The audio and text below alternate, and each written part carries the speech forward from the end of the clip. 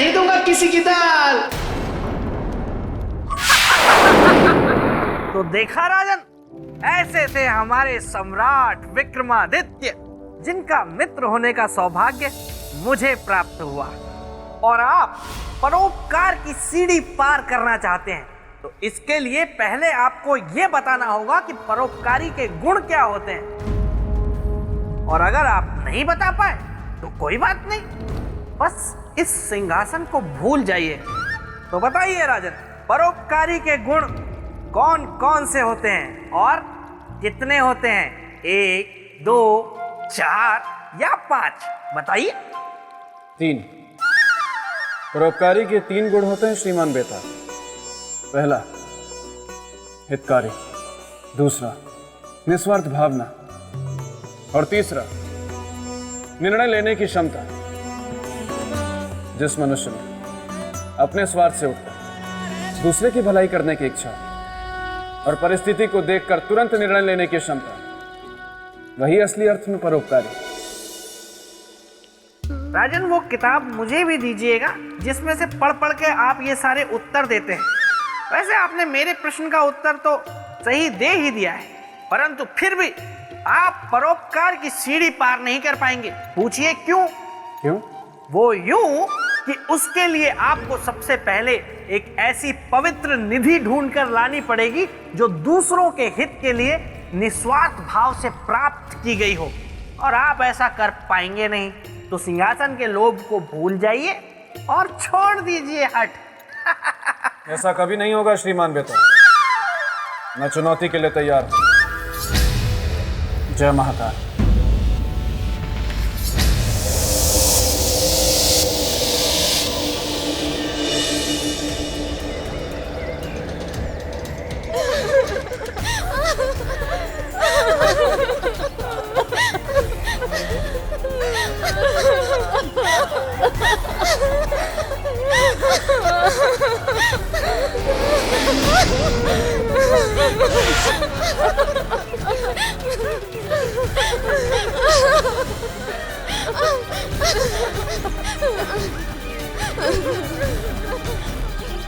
इस घने जंगल में एक साथ कई स्त्रियों के रोने की आवाज, क्या दुख हो सकता है इन्हें? मुझे देखना चाहिए और उनकी सहायता करनी चाहिए।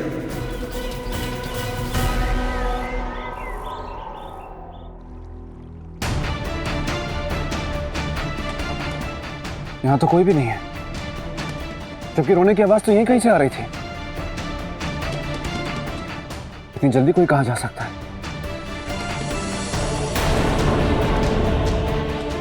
हे देवियों, कौन है आप लोग? मैं राजा भोज हूं। कृपया मुझे अपने दुख का कारण बताएं। मनुष्य, चले जाओ यहाँ से। यहाँ रहकर हमारा दुख और मत बढ़ाओ। तुम स्वार्थी मनुष्य क्या भला करोगे हमारा? तुम्हें तो हम बेजुबानों की हत्या करने में जरा भी दया नहीं आती। देवियों, मैं आपके दुख को बढ़ाना नहीं चाहता, बल्कि उसे कम करना चाहता हूं। इसलिए मुझे अपने दुख का कारण बताएं और मुझे सहायता करने का अवसर दें। विधाता ने मनुष्य की 5 उंगलियां बनाई हैं और 5 उंगलियां समान नहीं होती, इसीलिए सारे मनुष्य समान हो यह भी आवश्यक नहीं। अगर कोई अधर्मी है तो धर्म की रक्षा करने वाला भी है। हम कैसे मान लें कि तुम लोभी, स्वार्थी और निर्मम नहीं हो? क्या प्रमाण है तुम्हारे पास? कुछ भी नहीं जो मैं दिखा सकूं, पर मेरा यह कर्म है जो ये अवश्य प्रमाणित करेगा कि मैं कौन हूं। बस एक बार मुझ पर विश्वास करें और मुझे अपनी सहायता करने का अवसर दें। मुझे अपने दुख का कारण बताइए। हमारे दुख का कारण है सामंत और तांत्रिक।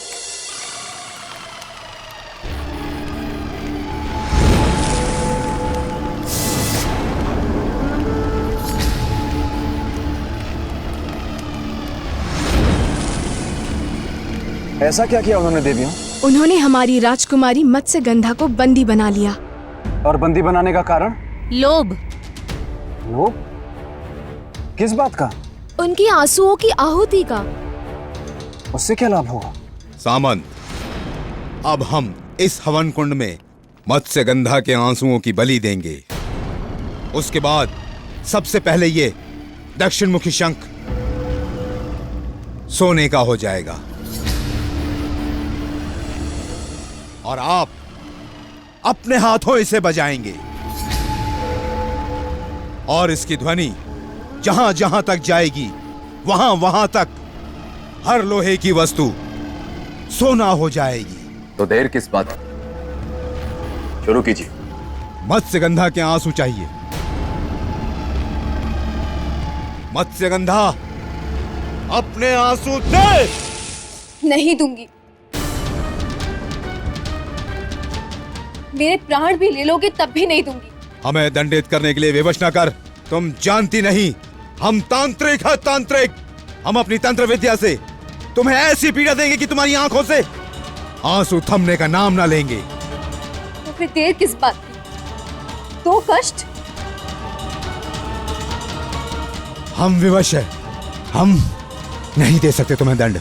तुम्हारे आंसू तभी फलित होंगे जब तुम उसे अपनी इच्छा से दोगी। नहीं दूंगी और ना ही पूरा होने दूंगी तुम दोनों की ये लालच। किंतु देवियों, उस तांत्रिक ने मत्स्यगंधा देवी को बंदी बनाया कैसे? छल से। एक दिन की बात है, सामंत नदी किनारे बैठकर छाती पीट पीट कर रोने लगा। वो डूबकर जान देने लगा था। मत्स्यगंधा को उस पर दया आई तो जान देने का कारण पूछा। सामंत ने अपने पाप काटने के उपाय स्वरूप जल परियों को भोजन खिलाने की बात कही।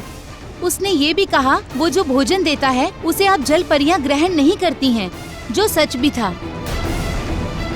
कहने लगा जब तक उसका पाप नहीं कटेगा ऐसे में जीकर क्या करेगा, उसका मर जाना ही अच्छा है। ये सुनकर मत्स्यगंधा को दया आई और उन्होंने उनका भोजन ग्रहण करना स्वीकार कर लिया और वही उनके लिए काल बन गया। उसका भोजन ग्रहण करने के लिए वो नदी से बाहर आई। तभी घात लगाए बैठे तांत्रिक ने अपनी तंत्र की शक्ति से हमारी राजकुमारी को बंदी बना लिया और उनके आंसू लेने के लिए अपने साथ लेकर चला गया। अब समस्या ये है कि यदि मत्स्यगंधा ने अपनी इच्छा से आंसू दे दिए, हम सभी जल परियां सदा सदा के लिए अंधी हो जाएंगी। इसका मतलब कि जो कुछ भी हुआ वो सोची समझी सुनियोजित चाल के तहत हुआ। मनुष्य कभी भी विश्वास के पात्र नहीं होते। काजल की कोठरी में रहने वाले सभी काले हों ऐसा आवश्यक नहीं। मैं आपकी इस भ्रांति को अवश्य दूर करूंगा।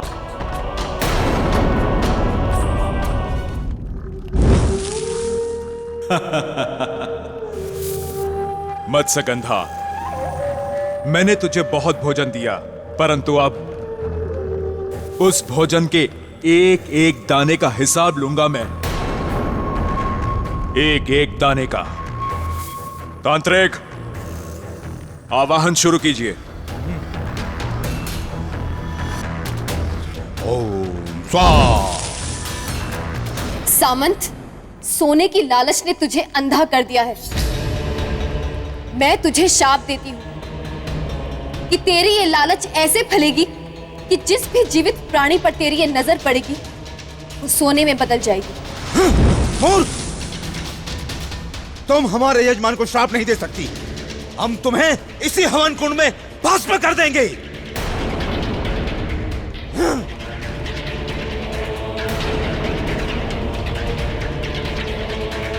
भगवान विष्णु के हाथों में विराजने वाले हे दशमुखी शंख, इन पापियों से मेरी रक्षा करो।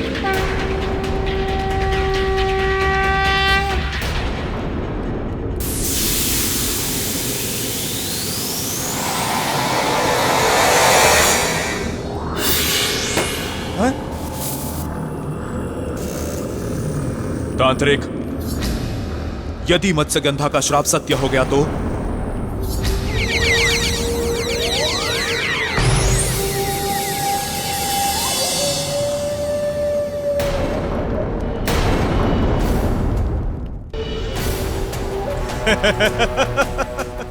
सामंत! चमत्कार! चमत्कार हो गया सामंत! अब मैं कुछ भी सोने का बना सकता हूं, किसी को भी सोने का बना सकता हूं। मैं सबको सोने का बना दूंगा। मैं जहां भी देखूंगा सोना बनेगा, सोना बनेगा, हर तरफ सोना ही सोना। सामान देवी मत्स्यगंधा को कुछ भी नहीं होगा। मैं आप सबको वचन देता हूं कि मैं उन्हें वापस लेकर आऊंगा, सुरक्षित और सकुशल।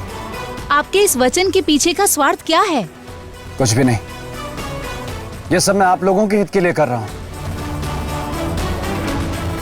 मुझ पर विश्वास रखें और मुझे आज्ञा दें।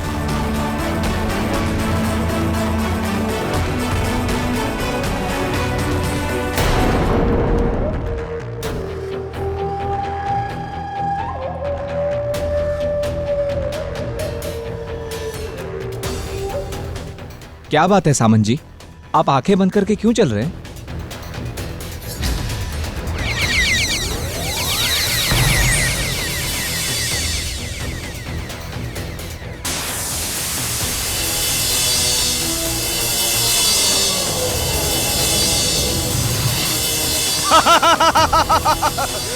मैं स्वर्ण लोक बसाऊंगा, स्वर्ण लोक का स्वामी बनूंगा। मैं जिसे भी देखूंगा वो सोने का बन जाएगा।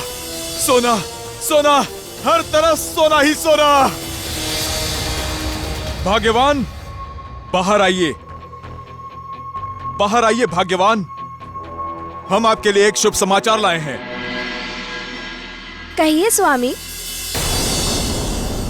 अरे, इसे क्या हुआ? मैंने वरदान पा लिया। मत्स्यगंधा ने मुझे वरदान दे दिया। कैसा वरदान? कि मैं किसी भी जीवित वस्तु को देखूंगा तो वो सोने में बदल जाएगी।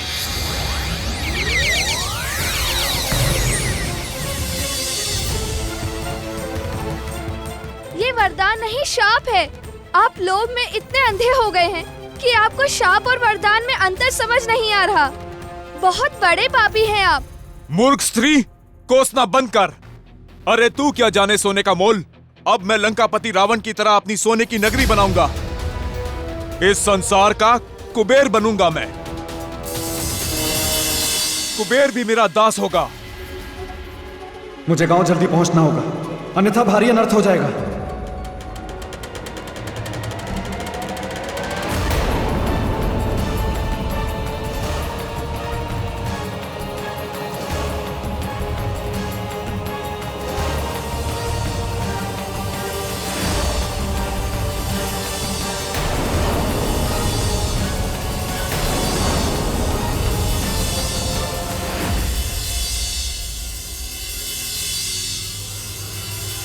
देवी, ये सब क्या है? आप सब सोने में परिवर्तित कैसे हो रहे हैं? अपने पति के लोभ के कारण हम सभी जीवित प्राणियों पर मत्स्यगंधा का शाप फलित हुआ है। सोने के लालच में अपने यज्ञ के लिए उन्होंने उसे बंदी बनाकर रखा था। उसी का फल है ये सब। और देवी मत्स्यगंधा कहाँ है? नहीं जानती। और आपके पति? लोगों को सोने का बनाने के लिए।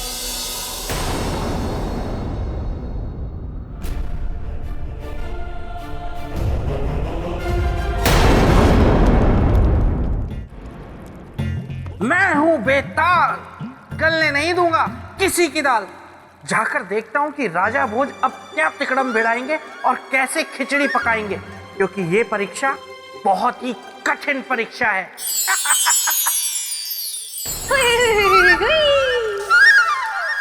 सौंदर्य लेखा तुम?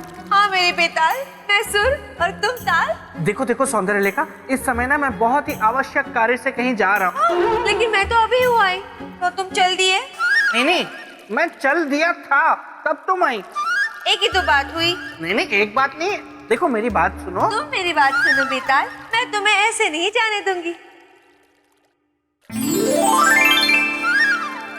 ये देखो, तुम्हारे लिए प्रेम अंगोछा हुलाई, इसे तुम्हें पहना के ही रहूंगी। अब देखो सौंदर्य लेखा, मैं ये प्रेम अंगोछा पहनूंगा, लेकिन जब तक उस पेड़ से सोने का आम नहीं गिरता ना जमीन पर, तब तक मैं ये प्रेम अंगोछा नहीं पहन सकता। सोने का आम कहाँ है? वो वहाँ। वो तो आम का पेड़ है ही नहीं बेताल। हाँ, आम का पेड़ नहीं है, लेकिन उस पेड़ से सोने का आम जमीन पर गिरता है। और अगर तुम्हें देखना है ना, तो एक टुक वहां पर देखना पड़ेगा, बिना अपनी पलकें झपकाए, और मुड़कर तो बिल्कुल भी मत देखना, वरना तुम सोने का आम जमीन पे गिरते हुए नहीं देख पाओगी। ठीक है? बिल्कुल मौन धारण करके वहीं देखती रहो। ध्यान लगाओ सौंदर्य लेखा, ध्यान लगाओ, आम गिरेगा। कमाल कर दिया सामंत, तुमने कमाल कर दिया। किसी को नहीं छोड़ा, किसी को भी नहीं, सबको सोना बना दिया। सोना! मत्स्यगंधा ने मुझे बहुत बड़ा वरदान दिया है, एकदम मेरी इच्छा के अनुरूप। सोना, सोना, सोना, केवल सोना ही सोना। निश्चित रूप से यह आवाज सामंत की है।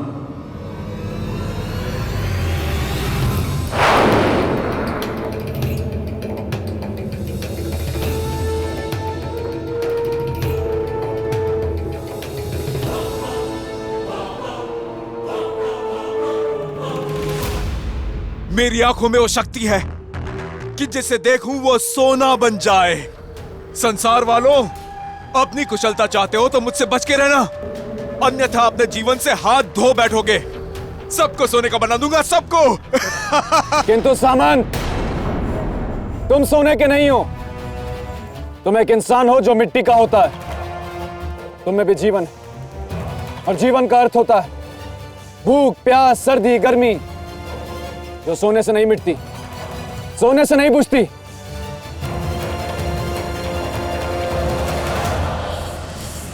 कौन है? कौन है उधर? साहस है तो सामने आओ। यहीं यहीं तेरी भूख और प्यास दोनों मिटा दूंगा। इसके सामने जाने में खतरा है। बिना इसके सामने गए मुझे इसे समझाने का प्रयास करना होगा। मुझे इसकी दृष्टि से बचना होगा। देखो सामंत, श्राप कभी सुखदायी नहीं होता, इसलिए मान लो मेरी बात। अपनी आंखें मूंद लो और शांतिपूर्वक अपने श्राप से मुक्त होने का उपाय सोचो। मूर्ख! वरदान है ये, वरदान। धन्यवाद उस मत्स्यगंधा का जो मुझे श्राप देकर उस दक्षिण मुखी शंख में समाकर अदृश्य हो गई। किंतु मेरी आंखों से तू अदृश्य नहीं हो सकता। तुझे तो मैं खोज ही निकालूंगा। मान लो मेरी बात, अपने इस लोभ को त्याग दो। जिस लोभ में लाभ हो, बुद्धिमान उसे नहीं त्यागता। पर तू है कहां? सामने आ। छिप कर क्यों उपदेश दे रहा है? सामने आ तो पता चले कि कौन क्या त्यागता है। तू जीवन या मैं लोभ? कहीं ये दुष्ट सामंत आसमान की तरफ ना देख ले, वरना मैं भी सोने का बन जाऊंगा और ऐसे ही हमेशा के लिए हवा में लटका रह जाऊंगा।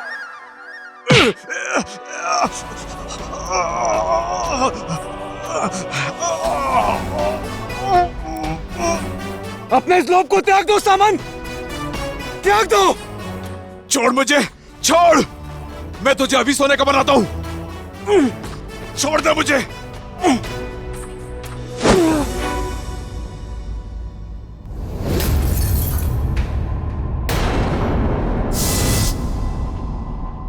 कायर, कहां छिपा है? सामने आ, सामने आ।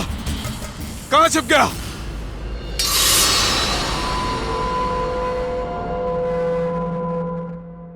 अरे हाँ, ये युक्ति अवश्य काम करेगी।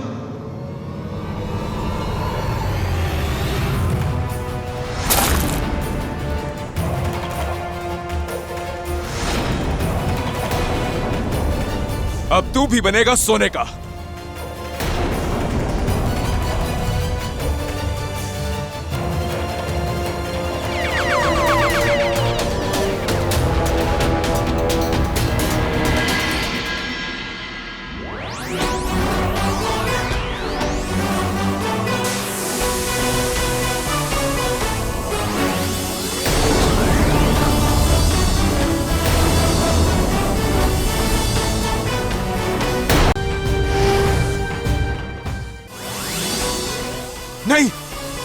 मैं सोने का नहीं बन सकता।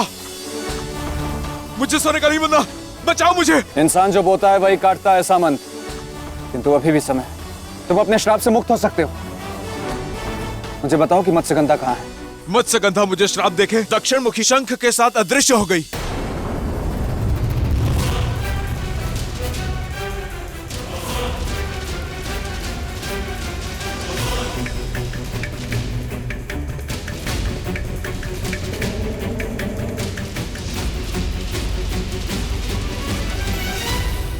देवियों, कृपया बाहर आएं।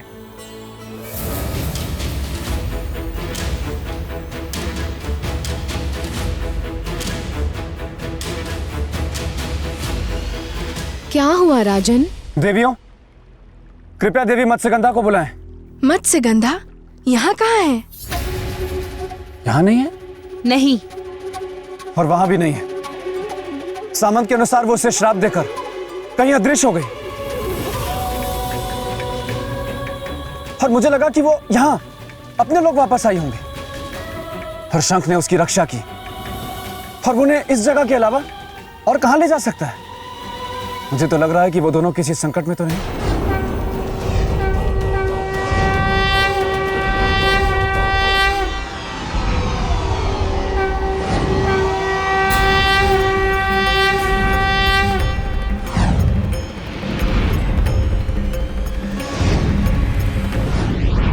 ये क्या?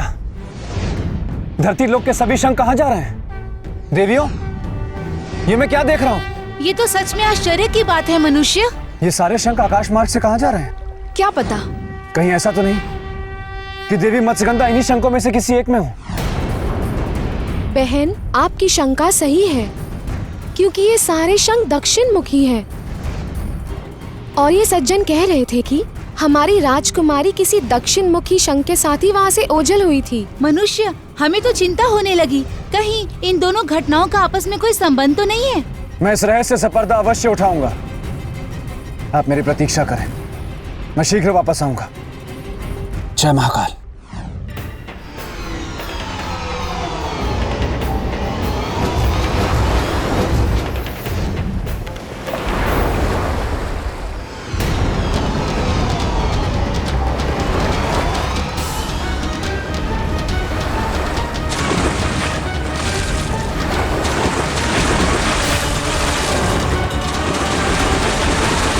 ये तो मैं पहली बार देख रहा हूं। ये सारे शंख जो एक बार समुद्र से बाहर आ गए, वो पुनः समुद्र में वापस लौट रहे हैं।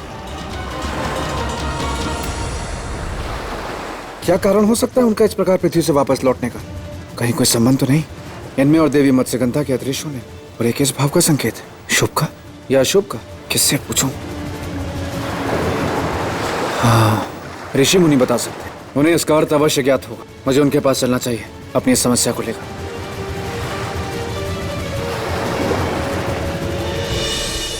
भगवान विष्णु के कर कमलों में सदा पाए जाने वाले दक्षिण मुखी शंख गए तो कहां गए, क्यों गए? कारण किसी को ज्ञात नहीं। मुझे ज्ञात है ऋषिगण। कौन हो तुम वत्स? प्रणाम ऋषिगण, मैं राजा भोज हूं। पर तुम्हें कैसे पता सारे शंखों के बारे में? क्योंकि मैंने उन्हें जाते हुए देखा है। कहां? समुद्र में। समुद्र में? हाँ ऋषिगण, मैंने उन सारे शंखों को समुद्र में जाते हुए देखा है। इसका अर्थ है कि संपूर्ण शंख लोग वापस चले गए। उनका अचानक से शंख लोग वापस जाने का क्या कारण हो सकता है ऋषिवर? कारण तो वहां के क्रियाकलापों को देखने के बाद ही पता चलेगा। तो कृपया देखें ऋषिवर और पता लगाएं इस कारण का, क्योंकि इस समस्या के समाधान के लिए उस कारण का जानना अति आवश्यक है। तुम्हारा कथन उचित है।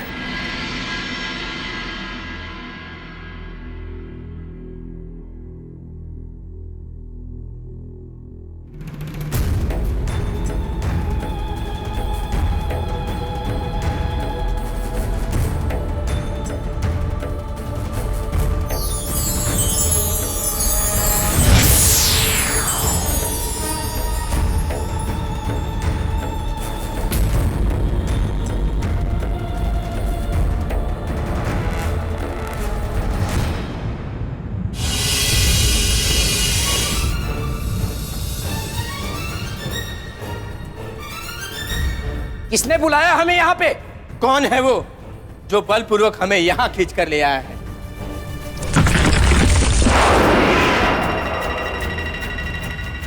मैं लाया हूं तुम लोगों को यहां अपनी आसुरी शक्ति से खींचकर। कौन हो तुम? देता हूं परिचय।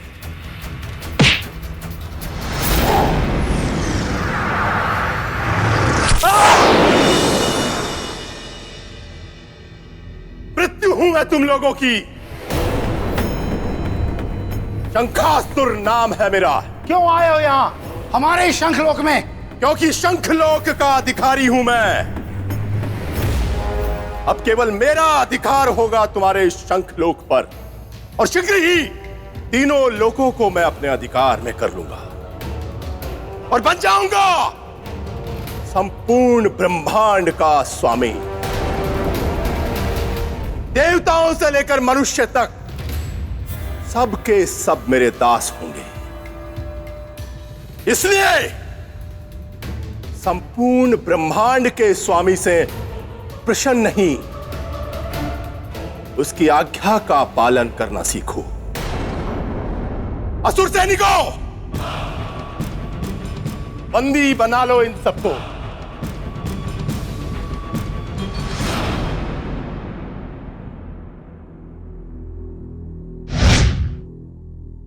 ऋषिवर, ये तो घोर अत्याचार है। शंखासुर ने तो शंखलोक पर अपना अधिकार जमा लिया और धर्म पर भी अपना अधिकार जमा लिया, और देवी मत्स्यगंधा का भी जीवन संकट में है। मत्स्यगंधा का जीवन? हाँ ऋषिवर,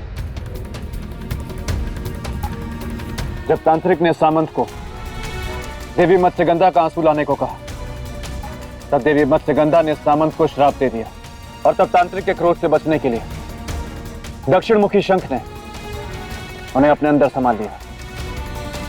इसलिए मुझे पूर्ण विश्वास है ऋषिवर कि देवी मत्स्यगंधा भी दक्षिण मुखी शंख के साथ ही हूं। धर्म और जीवन को हानि पहुंचाना तो असुरों का स्वभाव होता है, किंतु हमें इस अधर्म को साथ मिलकर रोकना होगा ऋषिवर, नहीं तो बहुत बड़ी हानि हो जाएगी। ना सोना बने लोगों का जीवन बचेगा, और न धर्म और पवित्रता के प्रतीक शंख होगा। आपका विचार उत्तम है वत्स, किंतु समस्या यह है कि उसे रोका कैसे जाए, क्योंकि वो यहां नहीं है, शंखलोक में है। तो क्या हुआ ऋषिवर? मैं जाऊंगा शंखलोक, मैं रोकूंगा उससे। परंतु कैसे जाओगे शंखलोक? शंखलोक तो समुद्र की अथाह गहराई में है, जहां किसी भी मनुष्य का जाना संभव नहीं है। जहां तक मैं जानता हूं ऋषिवर, इस संसार में कुछ भी असंभव नहीं। बस अपने लक्ष्य को पाने की सच्ची लगन होनी चाहिए, और यदि मनुष्य निस्वार्थ भावना और सच्चे लगन से अपने लक्ष्य की ओर काम करता है, तो सारी सृष्टि भी उसकी सहायता में लग जाती। तुम्हारा यह संकल्प देखकर यह सिद्ध हो रहा है कि सफलता तुम्हारी निश्चित ही दासी होगी। यदि आपको ऐसा लगता है ऋषिवर, तो कृपा करके मुझे मार्ग दिखाएं। शंखलोक जाने का एक ही उपाय है, जलकुंभी विद्या को सीखना। बिना जलकुंभी विद्या को सीखे कोई भी मनुष्य शंखलोक नहीं जा सकता। तो मैं सीखूंगा ऋषिवर, धर्म की रक्षा के लिए और अपने वचन की रक्षा करने के लिए मैं जलकुंभी विद्या अवश्य सीखूंगा।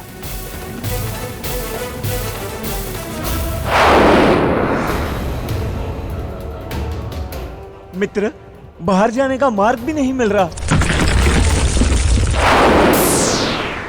और अब मिलेगा भी नहीं।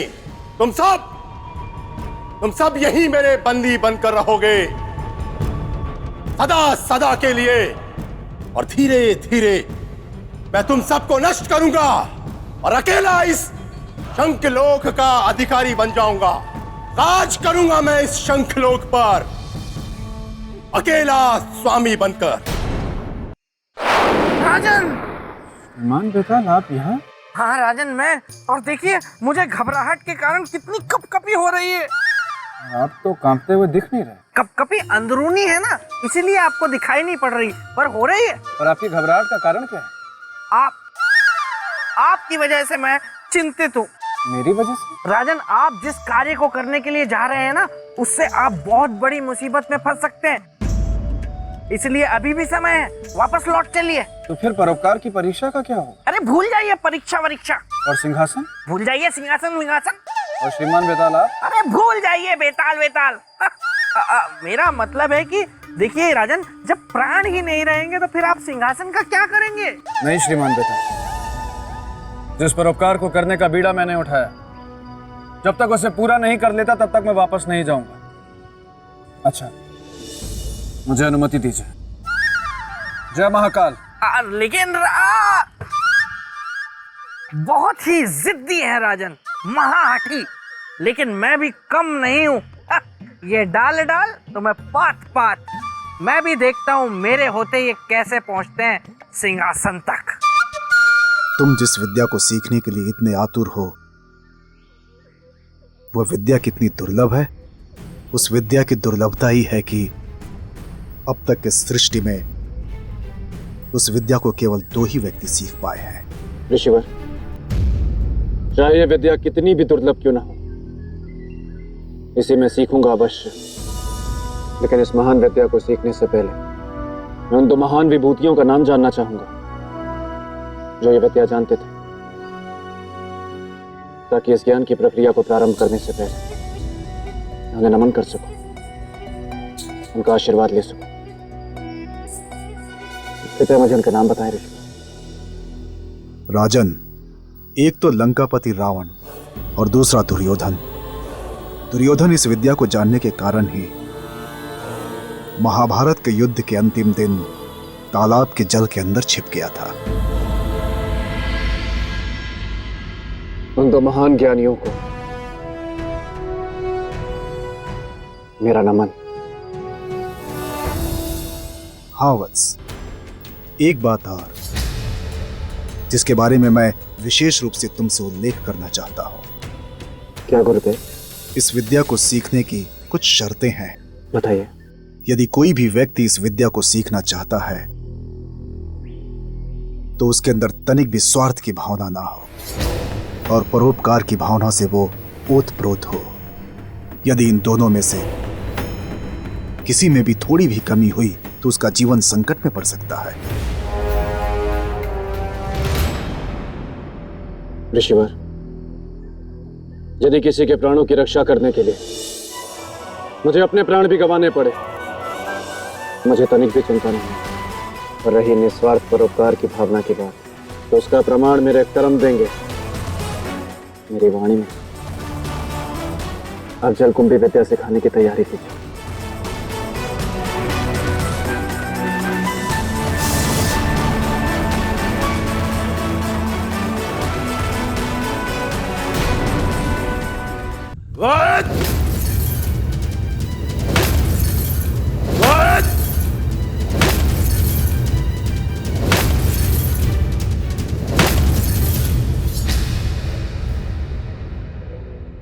बस अंत के लिए केवल एक शंख, अर्थात इधर एक का अंत और उधर तीनों लोकों में विजय का आरंभ। शंख तुम्हारे समाप्त होते ही शंकासुर पाताल लोक का स्वामी बन जाएगा। विजय पथ पर एक पग आगे बढ़ जाएगा शंकासुर।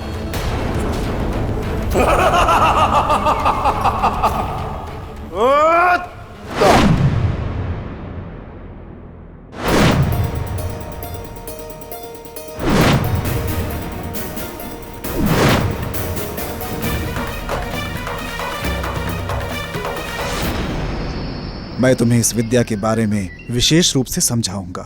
जलकुंभी विद्या एक योग क्रिया है, जल में विद्यमान प्राणवायु को ग्रहण करने की क्रिया। इस क्रिया से तुम्हें अपने मस्तिष्क को इतना जागृत और सचेत करना है कि तुम्हारा आदेश पाते ही जल में विद्यमान केवल प्राणवायु को ग्रहण करना शुरू कर दे। इसीलिए ध्यान को एकाग्रचित रखना अनिवार्य है। और उसके बाद ऋषि, उसके बाद तुम्हें स्वयं इस बात की अनुभूति होगी कि तुम्हारे मस्तिष्क की समस्त शक्तियां एकत्रित होकर तुम्हारे आदेश का पालन कर रही हैं और तुम प्राण वायु को ग्रहण करने में सफल हो रहे हो। एक बात का ध्यान रहे, तुम्हारा आदेश जितना ही दृढ़ होगा, तुम्हारी आज्ञा का पालन उतना ही शीघ्र होगा। इसलिए अपने ध्यान को एकाग्रचित करना अति आवश्यक है। समझ गया ऋषिवर, जैसा आपने कहा है वैसा ही होगा। तो ठीक है, जल में प्रवेश करो।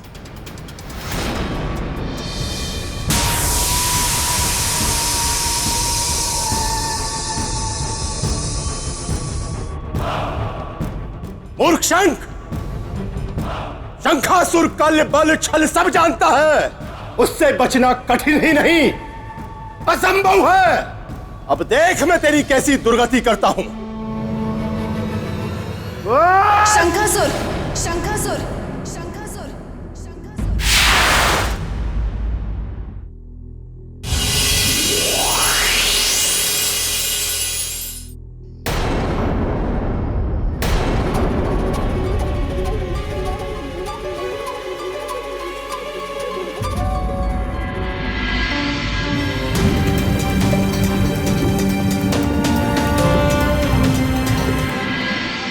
तुम्हारी सुंदरता का जवाब नहीं है सुंदर।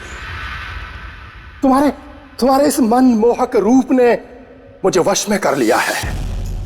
मैं सब कुछ हार गया तुम्हारी इस सुंदरता के आगे, सब कुछ। तुम अवश्य मत्स्य गंधा ही हो। सही पहचाना। मैं जानता था कि इतनी रूप सी मत्स्य गंधा ही हो सकती है, अन्य को ही नहीं। इसलिए अब यह सर्वशक्तिमान शंखासुर तुम्हें अपनी पटरानी बनाने का गौरव प्रदान करता है। चलो आओ, हम विवाह सूत्र में बंधे।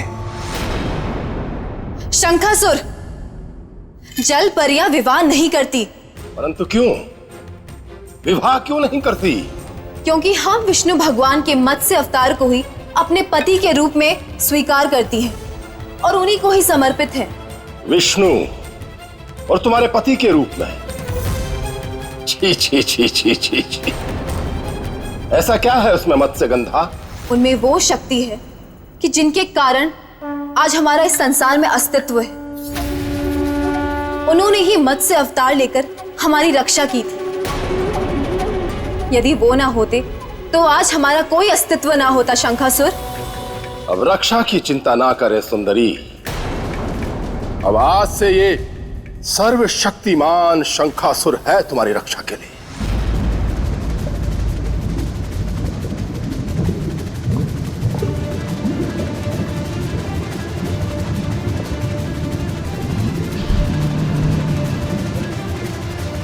वत्स, इस विद्या को सीखने के लिए मेरे बताए निर्देशों के अनुसार इस योग को केंद्रित होकर साधना।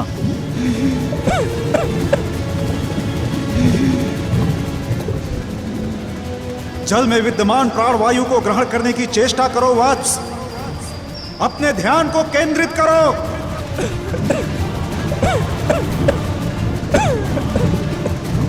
ध्यान को अन्यत्र भटकने मत दो। यूं समझो तुम जल के अंदर नहीं हो।